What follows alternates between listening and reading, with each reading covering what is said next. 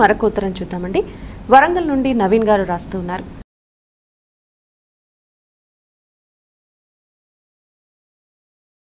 శ్రీరామనవమి రోజున ఆచరించాల్సిన సాంప్రదాయాలు ఏమిటి తెలియజేయగలరు? శ్రీరామనవమి నాడు ఆచరించిన సాంప్రదాయాలన్నప్పుడు ఇటీవలి కాలంలో ఒక్కొక్కళ్ళ మనోభావాలను బట్టి రకరకాలు వచ్చాయి. కానీ పూర్వకాలంలో చాలా సులభమైన పద్ధతి ఒకటి ఉండేది. అంటే దానికోసం పెద్ద పెద్ద హడావిడి పడాల్సిన అవసరం లేదు. మీకు ఒక ఊరు పేరు చెప్తా. పశ్చిమ గోదావరి జిల్లాలో నరసాపురం ఊరు ఉంది. అక్కడ కొన్ని సంవత్సరాల పాటు శ్రీరామనవమి అంటే ప్రతి ఇంటి ముందు వడపప్పు పానకం అలా పెట్టుంచేవారు. వచ్చిన వాళ్ళందరికీ ఏదో కాస్త ఇచ్చేవారు. ఆచార వ్యవహారాల ఏం లేదు. రాముడికి చక్కగా ఆరాధన చేసుకుని దండం పెట్టేవారు.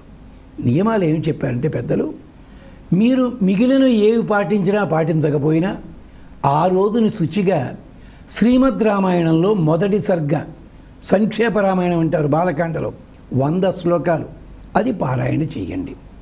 తరువాత రామ పట్టాభిషేక సర్గ అని యుద్ధకాండలో వస్తుంది. యుద్ధకాండ అది పూర్తయిన తర్వాత అది చేసుకోండి. ఈ రెండు, రామాష్టోత్తరం, సీతాష్టోత్తరం దొరికిందా మంచిది చేసుకోండి. హనుమద స్తోత్రం చక్కగా స్వామివారికి మీకు శక్తి అనుసారము ఏది కావాలంటే అది నివేదన చేయండి, స్వీకరించండి, సరిపోతుంది. అవకాశం ఉంది.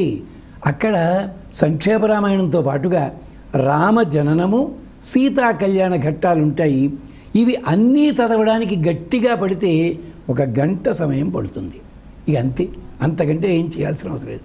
కానీ హడావిడి పడిపోయి రకరకాలు ఏమిటో చేసి అక్కడ కలశ స్థాపన, దేవతాహ్వానం ఇవన్నీ చేసుకోవచ్చును, వద్దంటల్లా. కానీ సులభమైన పద్ధతి ఇది. విశేషం ఆ రోజుని శుచిగా, ఉపవాసాలు అవసరం లేదు. ఆ రోజుని తమాషా అది మన కోసం పెద్దలు ఏర్పరిచిన విధానం. సంక్షేప రామాయణము, శ్రీరామ జననము, సీతా కళ్యాణము, పట్టాభిషేకము, ఈ 4 ఘట్టములు చదవండి. చక్కగా నలుగురితోటి తీర్థప్రసాదాలు పంచుకోండి. భగవంతుని అనుగ్రహానికి పాత్రులకండి. ఇది